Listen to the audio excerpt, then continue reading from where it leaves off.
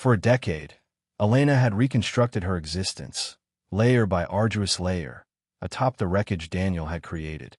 Yet, during one evening at their secondary school reunion, he attempted to demolish it entirely. He positioned himself in front of their former classmates, his tone laced with insincere sympathy, portraying her as a disappointment, a faded accessory spouse who had exchanged her essence for stability. He believed he had her cornered, humiliated, and shattered. He assumed nobody would uncover the reality. He never anticipated that her fresh existence and her new spouse would enter through that entrance. The summons had rested on the granite countertop in her kitchen for 3 weeks. A pristine, ivory-hued square of scrutiny. Riverside Academy class of 2014 10-year gathering. Elena Brooks, no, she was Elena Hart now, traced the raised emblem with a polished fingernail, a recognizable twist forming in her abdomen. It was not the event itself that frightened her. It was him, Daniel. The name by itself was a spectral appendage, a soreness where a segment of her once existed, severed but never erased. Her spouse, Victor Hart, entered the kitchen, his subdued demeanor a sharp opposition to the turbulence in her thoughts. He was a figure sculpted from a distinct type of rock compared to Daniel. While Daniel embodied noisy, brazen drive, Victor represented the mute, immovable fortitude of a peak. He rested a palm on her shoulder, his contact soft, his stare insightful. "You are contemplating it once more," he stated, his tone a deep, soothing murmur. It was not an inquiry. Elena released a sigh she had not noticed she was retaining. "It is absurd. Why do I continue to permit him this influence over me? It has been 7 years since the separation." "Because injuries mend, but marks persist. He was your initial everything. That sort of background does not simply vanish." Victor's thumb sketched a gradual loop on her shoulder blade. He comprehended more than anybody the complex network of her history. He was aware of the tale Daniel narrated to the world, the eager young attorney and his encouraging, uncomplicated wife who simply could not match his pace. But Victor knew the facts. The persistent degradation, the manipulation, the manner Daniel had methodically eroded her self-assurance until she sensed like a specter in her own existence. "I do not wish to attend," she murmured, pivoting to confront him.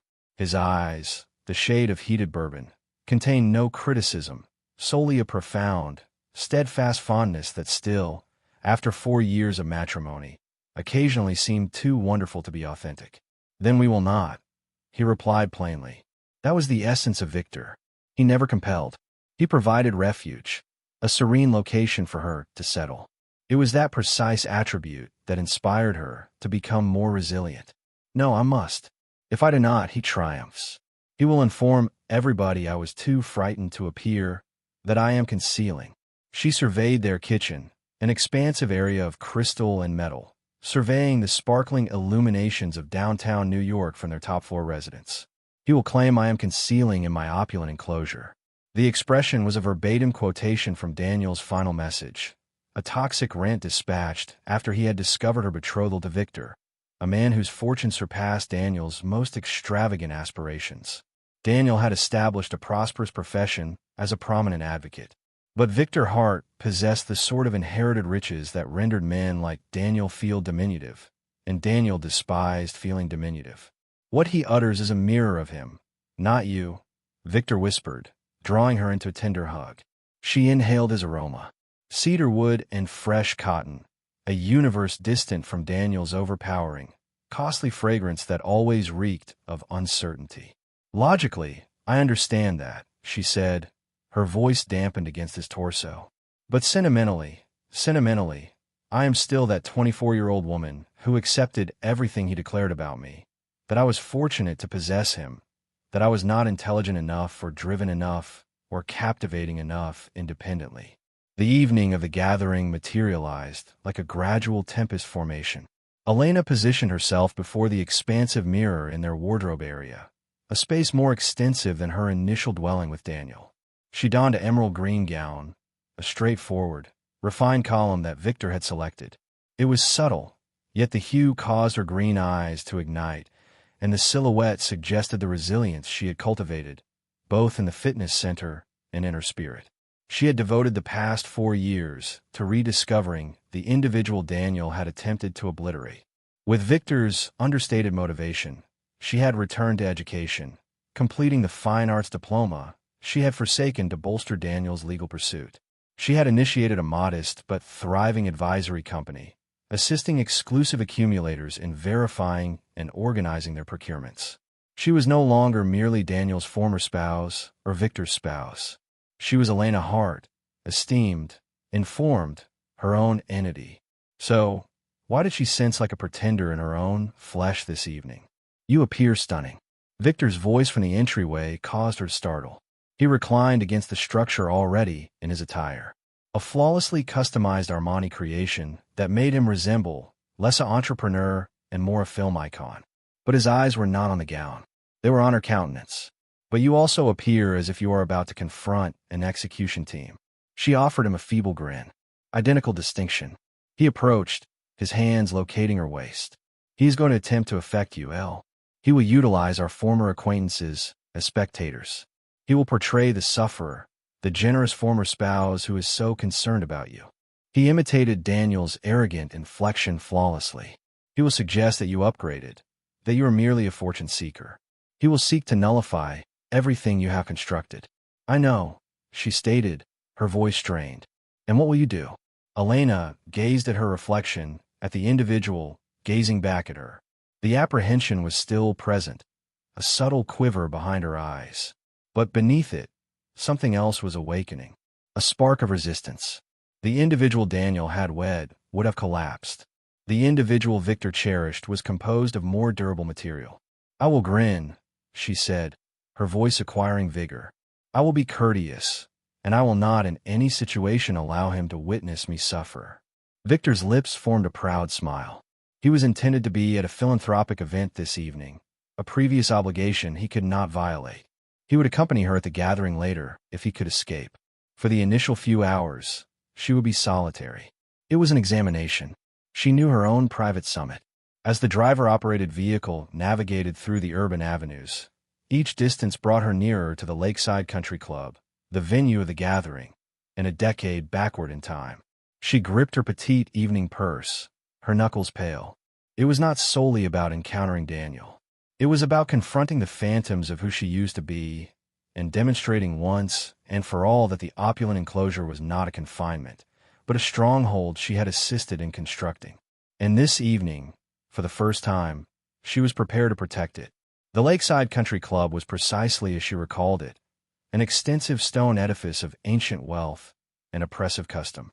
The atmosphere inside the magnificent hall was dense with the spirits of adolescent uncertainties, now concealed by costly scents, compelled grins, and the subdued buzz of career rivalry.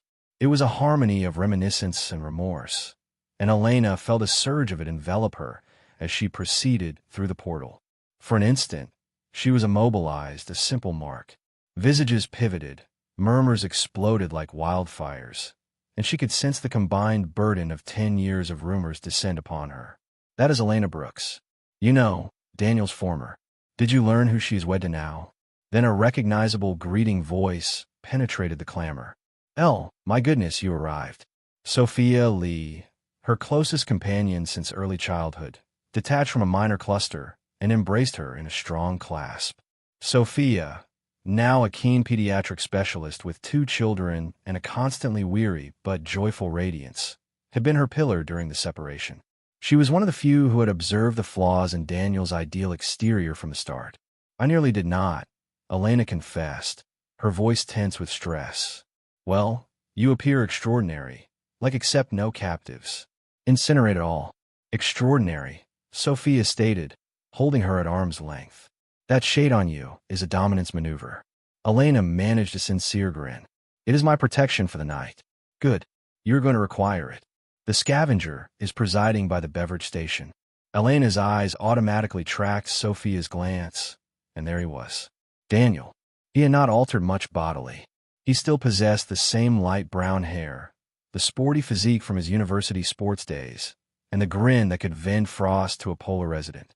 He was encircled by an engrossed audience, old colleagues, previous supporters, the individuals who had always revolved around him. He was motioning with a tumbler of whiskey in his grasp, his voice resonating across the space, full of the effortless, rehearsed allure that had once enchanted her. He had not noticed her yet. Her heart pounded against her ribs, a frantic creature confined in an enclosure. "Inhale, I'll just inhale." "Come on," Sophia said, seizing her hand and tugging her towards a more tranquil nook. "Let us obtain a beverage in you, and you can narrate to me all about that artwork transaction in Paris. I need to experience, indirectly through someone who does not devote her days examining images of irritations." For the subsequent hour, Elena succeeded in existing in a meticulously built bubble. She and Sophia re-established connections with a few truly compassionate people from their history. Nerdy, kind Michael Wong, now a prosperous application creator, and reserved creative Emily Rose, who possessed a flourishing botanical arrangement enterprise. The dialogues were mild, secure. They discussed professions, households, the ridiculousness of aging. Elena discovered herself gradually unwinding, the twist in her stomach easing its lethal hold. Perhaps this would not be so terrible.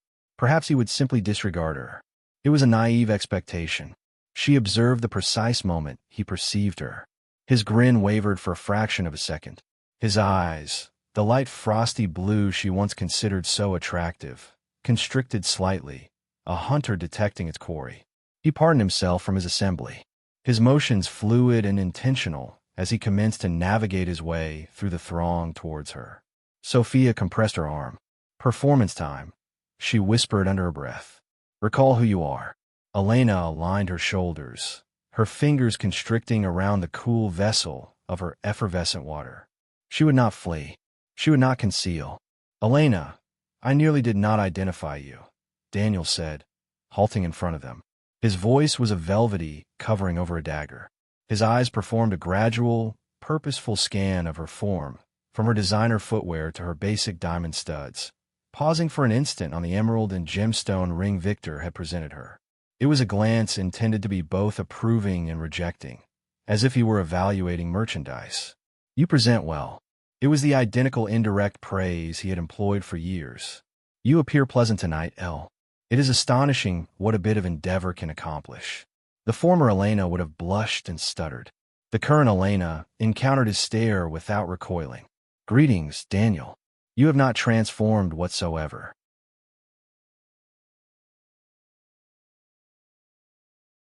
She conveyed the statement with a composed, impartial inflection, allowing the vagueness to linger in the atmosphere. A spark of irritation traversed his face before he concealed it with his signature allure.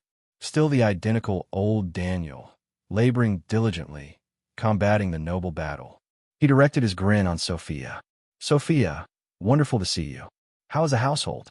He was enacting the role of the gracious, amicable fellow, the superior individual. It was a computed display for the individuals who were now discreetly observing their exchange. "We are excellent, Daniel," Sophia responded, her tone abrupt and cool. Daniel's focus returned to Elena. "So, I hear felicitations are appropriate. You secured the major one, Victor Hart. That is remarkable. Must be pleasant not to have to concern about anything anymore." The initial assault had been launched. It was understated, a meticulously phrased implication hurled in front of their contemporaries. "You did not merit your existence. You wed it." "I am very content, Daniel," Elena said plainly, declining to accept the lure. "Oh, I am certain you are. It is a long distance from our minuscule apartment in Brooklyn, is it not?" He chuckled, a noise that was intended to be communal and reminiscent, but was bordered with something keen and acrid. "Recall how we used to tally coins to purchase pizza on a Friday evening? I suppose you're dining off platinum dishes now." He was constructing his account segment by segment. He was the down-to-earth fellow they all recollected, the one who had erected his achievement from nothing. She was the one who had opted for a bypass, who had deserted their mutual background for existence of undeserved extravagance. He was generating authority disparity, depicting himself as the approachable protagonist and her as the isolated, incomprehensible aristocrat. "I recollect our background very well, Daniel," she said, her voice descending a level, a trace of resolve entering her inflection. "I recollect all of it." His grin constricted. He knew she was not merely discussing the pizza. She was discussing the evenings she had remained awake, composing his summaries, the hopeful employment discussions she had declined so she could sustain his aspirations, the legacy from her grandmother that had financed his certification examination costs, an outlay he had long since omitted to reference. He was about to counter when someone tapped him on the shoulder. It was Jake Thompson, the previous team leader and one of Daniel's nearest followers. "Daniel, pal, we are about to perform salutes. You have to express a few terms." Daniel's face illuminated, an audience, a speaker. It was his innate environment. He gave Elena a concluding, patronizing smirk. "You will have to pardon me. Some of us still have to connect." He pivoted and proceeded towards the platform, leaving Elena standing in the mute, turbulent aftermath of his presence. Sophia emitted a low whistle. The self-absorbed has arrived, and he is readying for a communal execution. Elena observed him ascend the platform, her blood chilling. This was more severe than she had envisioned. He was not just going to disgrace her in a confidential dialogue. He was going to do it in front of everybody. The tapping of a utensil against a wine goblet penetrated the hall's conversation. A high penetrating noise that required focus. Every head rotated towards the minor improvised platform where Daniel stood, immersed in the warm radiance of a beam. He held a speaker in one hand and his partially vacant tumbler of whiskey in the other, appearing every bit the director of proceedings. To anyone who did not know him, he appeared assured, enchanting, and entirely relaxed. Elena knew better. She identified the predatory sparkle in his eyes, the subtle strain in his jaw. This was Daniel in his domain, a tribunal of his equals, and he was both accuser and key observer. "Hey everybody," he commenced, his voice resounding through the amplifiers. A chorus of cheers and whistles responded to him. "It is so good to see all of you. 10 years. Can you believe it? Some of us look a little older." He paused for laughter. "Some of us look a little wealthier." His eyes scanned the space and rested for a pointed second on Elena. "And some of us are just happy to still be upright." He was an expert of suggestion. Each term was a meticulously selected stone tossed into the lake of communal opinion to generate waves of conjecture. Elena stood stiff, Sophia's hand a warm, stabilizing presence on her back. She could sense the inquisitive looks of their classmates, their faces a blend of curiosity and compassion. "I survey this space, and I see a lot of triumph tales," Daniel proceeded, his inflection changing to one of pretended earnestness. "Physicians, innovators, guardians, people who have toiled relentlessly to construct something genuine, something they can take pride in." He took a sip of his whiskey, permitting the declaration to suspend in the atmosphere. The underlying message was evident. Genuine triumph was gained through hardship, not matrimony. His stare located her again, this time maintaining it. He elevated his goblet in a simulated salute. "And I want to give a special acknowledgement to my former spouse, Elena Brooks." A murmur traversed the throng. It was bold, even for Daniel, to address her by her unmarried name, to do it so openly. It was a calculated action to deprive her of her present identity and pull her back into a history he dominated. Some of you might not know, but Elle and I were secondary school lovers. We constructed existence together from zero. He shook his head, a sorrowful, reminiscent grin playing on his lips. "I invested everything I had into my profession, into building a tomorrow for us, and she was right there beside me for a period." The phrase "for a period" was infused with a delicate toxin. It implied she had forsaken the objective, that she had lacked the endurance to endure the difficulty. Elena's hands tightened into fists at her sides. She could feel the blood throbbing in her ears. He was rewriting their history in real time, depicting himself as the diligent, abandoned spouse. "Existence leads us in various paths," he continued, his voice oozing with false generosity. "Routes separate, individuals alter, and while my route was perhaps a little more steep, a little tougher, I would not exchange the effort for anything. It develops personality. It instructs you what is truly significant." He was weaving a network, and she was at the core of it. Every term was designed to reduce her, to frame her current joy as superficial and unmerited. He was exploiting the traditional stereotype of the fortune seeker, a story as ancient as time and just as potent. He knew that in a space full of people who had spent the last decade ascending professional hierarchies and settling debts, his tale of determination would be far more relatable than her tale of wedding a tycoon. A woman near them, someone Elena vaguely recalled as a supporter named Chloe, whispered to her companion, just loud enough to be heard, "Wow, I always ponder what occurred with them. He seemed so devastated about it." Elena's stomach twisted. It was succeeding. He was casting his enchantment, and they were all succumbing to it. "But, Daniel said, inclining into the speaker, his voice descending into a confidential, almost admission-like inflection, "I concern about her sometimes. I do." He looked directly at Elena now, his eyes filled with a dramatic worry that made her skin prickle. When you get presented everything on a golden tray, you can lose connection with actuality. You can forget who you are, where you originated from. You can forget the people who were there for you when you had nothing. This was the initial rock. It was not a direct charge, but an expression of concern. It was a brilliant piece of control, framing his harshness as benevolence. He was not assaulting her. He was worried about her. He was the good fellow, the caring former spouse who just wanted what was best for her. The quiet in the space was overwhelming. Everyone was observing her, waiting for her response. A tear, a rejection, an irate eruption. Any sentimental reaction would be a success for him, evidence that his words had struck their target. Elena took a slow, intentional breath. She recalled Victor's words. "He will attempt to nullify everything you have built." She recalled her own vow. "I will not let him see me suffer." She elevated her chin slightly. She did not avert from Daniel's stare, and she did something he did not anticipate. She grinned. It was not a large grin, not a joyful one. It was minor, peaceful, and completely indecipherable. It was the grin of a woman who knew a secret he could not possibly grasp. Her absence of reaction seemed to unsettle him. He had expected a fracture in her poise, a sign of vulnerability he could utilize. He saw none. He hesitated for a moment, his folksy allure dissipating, revealing the raw hostility beneath. He recovered swiftly, concluding his salute with a flourish. "So, here is to the class of 2014, to diligent labor, to genuine triumph, and to never forgetting who you are." A scattering of applause shattered the tension, but it was reluctant. Daniel had overextended his reach slightly. The assault had been too individual, too directed. He had made people uneasy, but the harm was inflicted. The initial rock had been thrown, and Elena knew it was only a matter of time before the rest of the throng felt encouraged to pick up theirs. Daniel's salute had altered the environment of the space. It was as if he had tugged a strand that began to unravel the courteous, social structure of the night.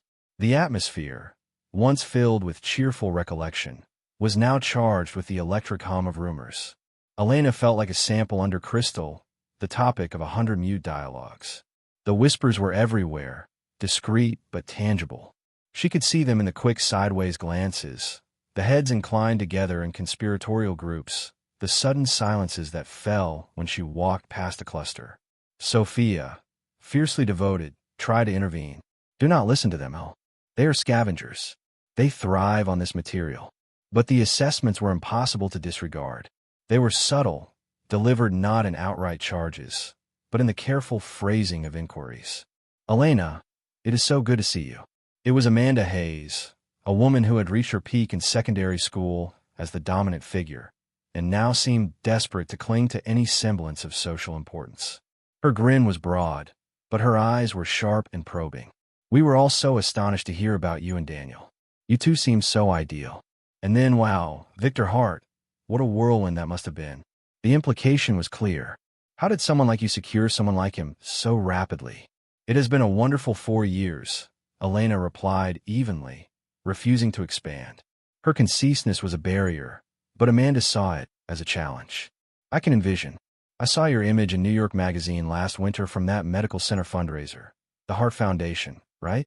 It must be incredible being a part of that. So different from, community sales and parent meetings." Amanda's laugh was fragile. It was a classic domineering tactic. Pretended admiration, while simultaneously emphasizing their perceived differences to create a sense of otherness. She was reminding everyone that Elena no longer belonged to their world. Before Elena could respond, Brian Miller, One of Daniel's former sports companions strolled over, a beverage in his hand and a smug expression on his face. "Brooks or Hart?" I guess Daniel was just telling us about the old times. Man, we were impoverished back then. But we had enjoyment, did we not? Nothing surpasses earning your first real compensation, you know? He tapped Daniel, who had conveniently re-emerged on the back. "This fellow is a destroyer in the tribunal. Constructed his organization from the foundation up. You must be so proud of him." The inquiry was a deliberate poke designed to force her into an uncomfortable position. If she agreed, she validated Daniel. If she disagreed, she looked resentful. Daniel's drive was always one of his defining qualities, she said, her voice a carefully refined surface. It was the truth, but deprived of any warmth. Daniel placed an arm around Brian's shoulders, enacting the role of the generous leader. "Oh, that is ancient history, Brian. We have all progressed to larger and superior things." He looked at Elena. "Some of us just had to ascend a taller hierarchy to arrive there." The whispers grew louder, the assessments more pronounced. Each interaction was a small incision, insignificant alone, but collectively they were beginning to drain her determination. Daniel had successfully contaminated the source. He had framed the account, and now his supporters were reinforcing it. They saw him as the independent man, the relatable fellow from their shared history. They saw her as an outsider who had redeemed her voucher for an effortless existence. The most painful part was the silence of those who should have known better. People she had considered friends. People who had visited her in Daniel's first residence, who had seen her working 2 occupations to support them while he was in legal education. They now stood by, their faces turned away, unwilling to challenge Daniel's version of events. Their silence was a form of participation, a quiet approval of his cruelty. It nourished her deepest fear that Daniel had been correct all along, that she was unmemorable, insignificant, her contributions easily wiped from history. She withdrew to a small vacant table in the corner, needing a moment to respire. The hall felt like it was constricting around her, the cheerful melody a mocking contrast to the chaos in her chest. She watched Daniel navigate the space, laughing, exchanging grips, accepting taps on the back. He was radiant with a conqueror's assurance. He was not just disgracing her. He was gathering backing, solidifying his social position at her cost. This was his concealed motive, she realized. It was not just about injuring her. It was about authority. In their small shared world of Riverside Academy alumni, he was reestablishing his supremacy. He was settling a grievance that had nothing to do with their marriage and everything to do with his own delicate self-image, which had been injured by her wedding a man far more accomplished than he could ever aspire to be. A figure approached her table, and she prepared herself for another attack. But it was Michael Wong, the quiet technology developer from earlier. He held 2 containers of water, offering one to her. "I thought you might need this," he said, his eyes compassionate. He is being a real bully. Tears stung Elena's eyes, a sudden sharp pang of appreciation. "Thank you, Michael. I remember how you used to assist me with my algebra assignments in the library, even when you were overwhelmed with your own work," he said, sitting down. "And I remember you lending me $20 for a performance ticket when my father had stopped my funds.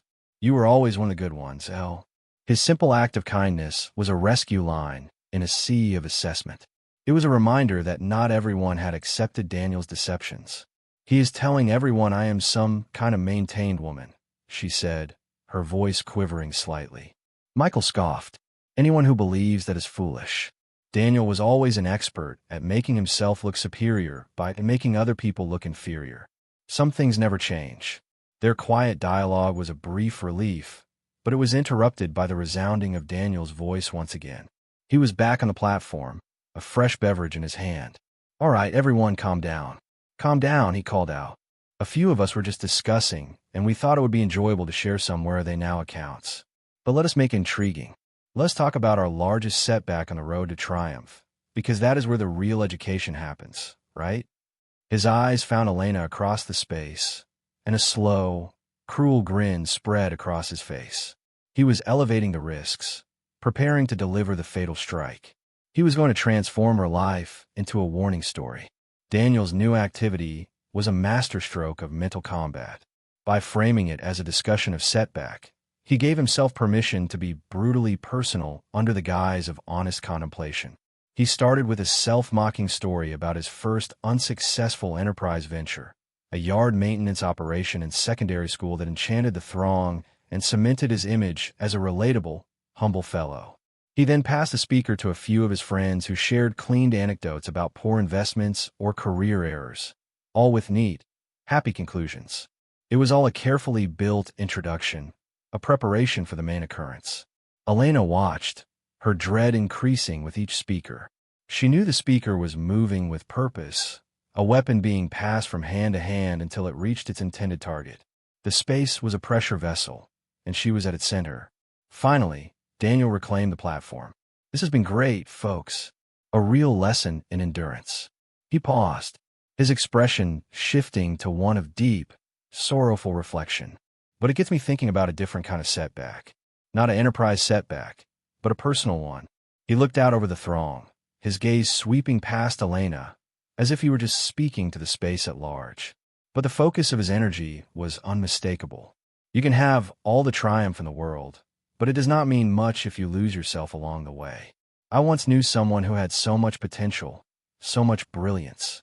She was a creator, talented. She could have done anything. Elena's breath caught. He was talking about her. He was talking about the artworks she used to produce, the passion she had poured on his surfaces in the small residence they once shared.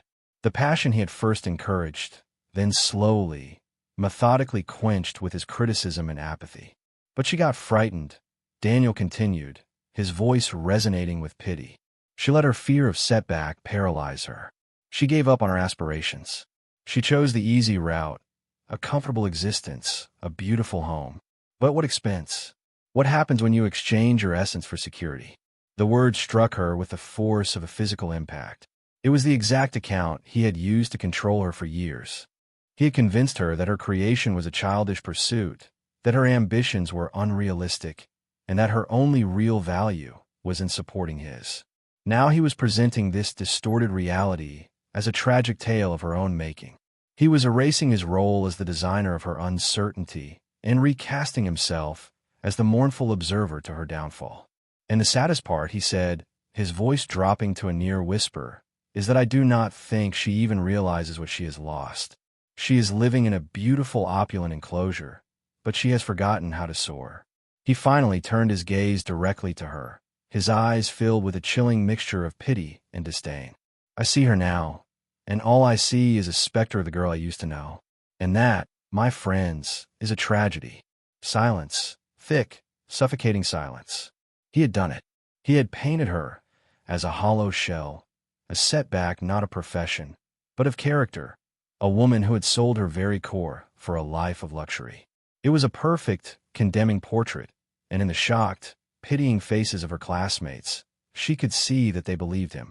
The carefully constructed walls of her composure began to crumble. The emerald gown felt like a disguise, her confidence a fragile mask. Underneath, she was that 24-year-old girl again, the one who looked in the mirror and saw only what Daniel told her was there. Not sufficient. Never sufficient. The space began to rotate, the faces blurring into a mosaic of assessment. The whispers were no longer whispers. They were a roar in her ears. Fortune seeker. Setback. Vacant. Specter. Sophia grabbed her hand, her knuckles white. Inhale. He is deceiving. It is all deceptions. But the deceptions were so potent because they were built around a kernel of her own buried fears. Had she taken the easy way out? Was her life with Victor, as wonderful and loving as it was, a beautiful distraction from her own abandoned potential? Daniel's poison was working because it was activating a poison she had been carrying inside herself for years. He had won.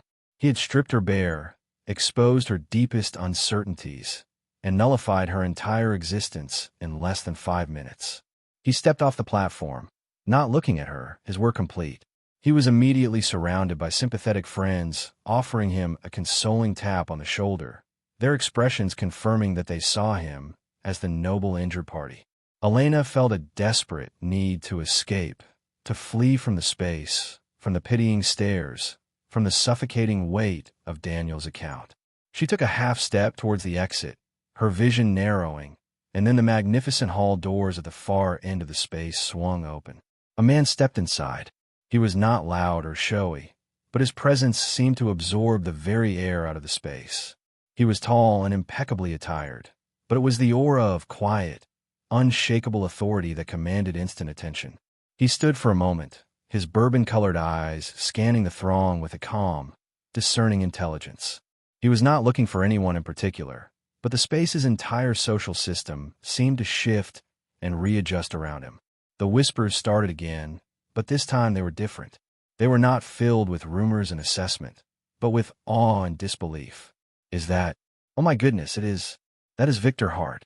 He saw her. Across the crowded space, his eyes found hers. The noise, the assessment, the crushing weight of Daniel's words. It all seemed to fade into the background. He did not grin. He did not need to. His stare was a rescue line, a silent promise. I am here. He began to walk towards her, his stride unhurried and deliberate. The throng parted for him like a divided ocean. Daniel, in the middle of his circle of sympathizers, turned to see what had caused the disturbance. His face, flushed with victory just moments before, went slack. The color drained from it, leaving behind a pale, shocked pallor. The pursuer had just realized that a much larger, more dangerous predator had entered his domain. Victor's entrance was not an arrival. It was an occurrence. He moved through the hall with an efficiency of motion that bespoke a man utterly comfortable in his own skin, a man for whom spaces like this were not a stage for performance, but simply an area to be occupied. The collective gaze of the Riverside Academy alumni followed him, a ripple of silent awe and frantic reevaluation spreading through the throng. This was not just a successful man. This was a different level of existence, a name they read in financial publications, not in the local news. Daniel and his group were frozen mid-sentence. Their self-congratulatory bubble instantly burst. Daniel's face was a canvas of conflicting emotions, disbelief, fury, and a sudden stark awareness of his own limited status. He, who had just spent the last hour meticulously crafting his image as the self-made ruler of their small pond, was now face to face with an ocean. Victor did not so much as glance in Daniel's direction. His focus was entirely on Elena. As he drew closer, he saw the tremor in her hands, the sheen of unshed tears in her eyes, the fragile way she held herself together. His expression, which had been neutral and observant, softened with a deep protective tenderness that was meant only for her. He reached her, and without a word, took her hand. His fingers were warm and strong, a solid anchor in her swirling sea of panic. He lifted her hand to his lips and pressed a gentle kiss to her knuckles.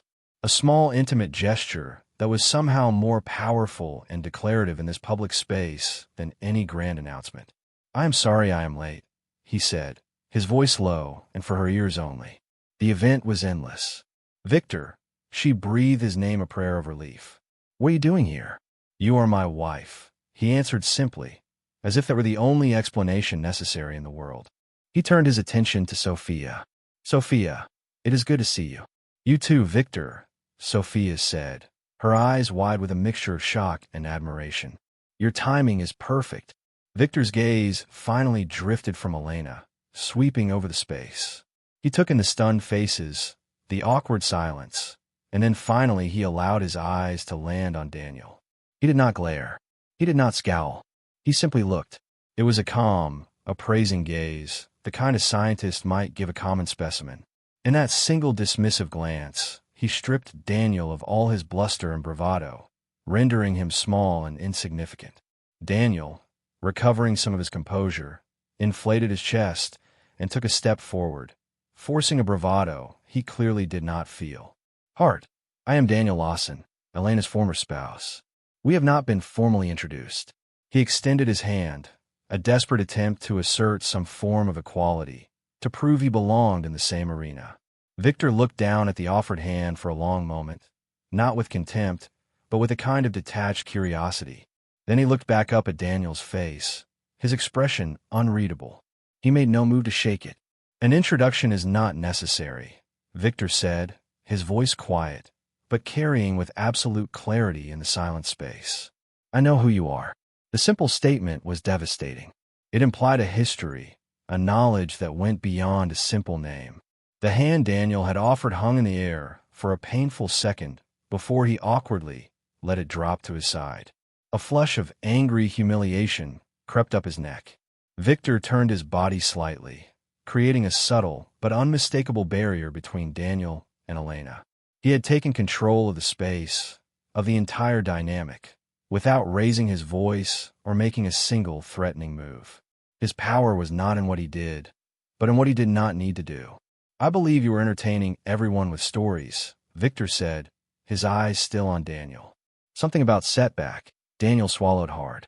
"Just some old friends sharing accounts. You know how it is." "I am not sure I do," Victor replied, his tone still mild, almost conversational. "My wife is one of the most resilient and courageous people I have ever met. Her definition of triumph might differ from yours. You see, she measures it not by the noise you make, but by the quiet integrity with which you build a life, not by the dreams you loudly proclaim, but by the ones you quietly, diligently achieve." Each word was a precise, surgical cut, dismantling the very foundation of the account Daniel had so carefully constructed. He was not just defending Elena, he was redefining the terms of the entire debate. Elena stared at him, her heart swelling with a feeling so immense she could hardly contain it. He had not stormed in, fists swinging. He had not caused a scene. He was defending her with his intelligence, his dignity, and his unwavering belief in her. He was showing everyone in the space the man he was, and in doing so, he was showing them the woman he saw when he looked at her. The onlookers were captivated. This was a drama far more compelling than Daniel's self-pitying monologue. It was a quiet, deadly clash of two vastly different kinds of power. One was loud, insecure, and built on the subjugation of others. The other was quiet, absolute, and rooted in conviction. "I think," Victor said, his gaze finally releasing Daniel and turning to the rest of the space, a hint of resolve now underlying his calm tone, "that the activity is over." He then looked back at Elena, his face softening once more. "Shall we get some air?" He did not wait for an answer. Keeping her hand firmly in his, he began to lead her away from the toxic center of the space. The throng once again parted for them. They walked past the stunned faces, the open mouths, the dawning comprehension in the eyes of their classmates. As they reached the doors, Elena chanced one last look back. Daniel was standing alone, his former audience having subtly drifted away, not wanting to be associated with the losing side. He looked deflated, his cheap victory having turned to ash in his mouth. For the first time that night, he looked exactly like what he was, a bully who had just been put in his place. The cool night air was a balm on Elena's flushed skin. Victor led her through a set of glass doors onto a deserted stone patio, overlooking the recreational field. The manicured terrain bathed in the silvery light of the moon was a landscape of perfect, ordered calm, a world away from the social battlefield inside. For a long moment they stood in silence, the distant sound of the party a muted thrum behind them. Elena finally let out a shuddering breath, the tension of the last few hours releasing from her body in a wave. "Thank you," she whispered, her voice thick with emotion. "You did not have to do that." "Yes," Victor said, turning to face her, his hands finding hers and holding them gently. "I did. I will not stand by and allow someone to speak about my wife that way ever. He made me feel so small," she confessed, the shame of it still clinging to her. For a minute there, I almost believed him. I almost believed I was that person he described. He described a specter, Victor said, his voice firm. A fiction he created to soothe his own self-image. "The woman I see is a brilliant art advisor who single-handedly negotiated the acquisition of a Picasso for one of the most demanding collectors in the world. The woman I see is a partner, my most trusted counselor. The woman I see just secured a position on the board of the Youth Education Foundation. A specter could not do that. Only a formidable woman could." He was listing her accomplishments, not as a defense, but as a statement of fact. He was holding up a mirror, forcing her to see the reflection he saw, the truth that Daniel's vitriol had tried to obscure. Just then the glass doors opened again. It was Daniel. His face was a stormy mask of rage. The public humiliation had festered, and his need for confrontation had overridden any sense of self-preservation. "I need to talk to you," he growled, pointing a finger at Elena. Alone. Victor stepped forward slightly, a subtle but impassable shield. I do not think so. This is between me and her, Daniel insisted, his voice rising. This is about our history. You have no idea what we went through. Oh, but I think I do, Victor said, his voice dropping to a dangerously quiet level. The calm conversationalist was gone, replaced by a man of cold, hard authority. I know, for instance, about the legacy your wife received from her grandmother, the one that paid for your legal education tuition and certification exam fees. A legacy that was never repaid, not even acknowledged. I suppose that was part of the struggle you built your career on. Daniel's jaw went slack. He looked as if Victor had struck him. How? How did you know that? When I fell in love with Elena, I made it my business to understand everything she had been through. Victor said, his eyes like fragments of ice. I know about the employment offer she had from the Metropolitan Museum of Art, the one you convinced her to decline because it would have required her to travel, and you needed her home to compose your summaries and host dinners for your associates. You called a sacrifice for our future, an interesting term for sabotaging your wife's career to advance your own. Elena stared at Victor, stunned. She had told him these things, of course, in quiet, tearful confessions over the years, but to hear them laid out so clinically, so factually as evidence in a case against Daniel, it was breathtaking. Victor had not just listened to her pain, he had cataloged the injustices. And I know, Victor continued, his voice relentless, that after your first major case, when you bought yourself a luxury vehicle, you told Elena there was not enough money left for her to take the advanced program she had been accepted to, even though the tuition was less than a quarter of the price of your car. Daniel was pale, stumbling backwards a step. That is not. It was more complicated than that. Was it? Or was it simply that your triumph required her setback? That for you to feel significant, she had to be kept minor? Victor took a step closer, and, for the first time, Daniel looked genuinely afraid. You did not just separate from her, Mr. Lawson. You tried to systematically dismantle her confidence, her ambition, her sense of self-worth. You speak of an opulent enclosure, but the only enclosure Elena was ever in was the one you built for her layer by layer with your insults, your condescension, and your monumental selfishness. The truth delivered in Victor's cold, precise monotone was more damning than any angry shout. It absorbed all the oxygen from the patio. Daniel stood exposed, not as a wronged former spouse, but as a petty, emotional abuser. His hidden motives were no longer hidden. They were laid bare for all to see. It was never about love or history. It was about envy, the professional envy of a man who resented his wife's potential, and the personal bitterness of a man who could not stand to see her happy and thriving with someone else. So, you are correct, Victor concluded, his voice softening slightly as he turned his gaze back to Elena. This is about your history, and I am here to ensure that history no longer has the power to harm her. He then looked back at Daniel, his expression one of finality and dismissal. You are a footnote in my wife's story, Mr. Lawson. I suggest you learn to accept that. With that, Victor took Elena's hand, turned his back on the sputtering, defeated man, and led her away from the patio, leaving Daniel alone with the wreckage of his own deceptions. It was not a loud victory, but a quiet one, a quiet defense that had roared like a lion. When Victor and Elena stepped back into the hall, the atmosphere was electric. The confrontation on the patio had not been seen, but the shift in power that occurred when Victor arrived was still palpable. Daniel stumbled in a moment later, his face pale, his bravado utterly gone. He looked like a deflated balloon, and the sight of his defeat was a truth more potent than any rumors. He avoided everyone's eyes, making a direct path for the beverage station, where he consumed a tumbler of whiskey in one gulp. The enchantment was broken. The account Daniel had so carefully woven had been shredded. People who had been quick to offer him sympathy and join in the assessment of Elena now seemed uncertain, their allegiances shifting in the face of a new, undeniable reality. They began to look at Elena differently, not with pity, but with a dawning respect. They were seeing her not through Daniel's tainted lens, but as the woman who stood beside Victor Hart, her equal in grace and quiet strength. Sophia and Michael Wong rushed over, their faces beaming. That was, Sophia said, searching for the right word, epic.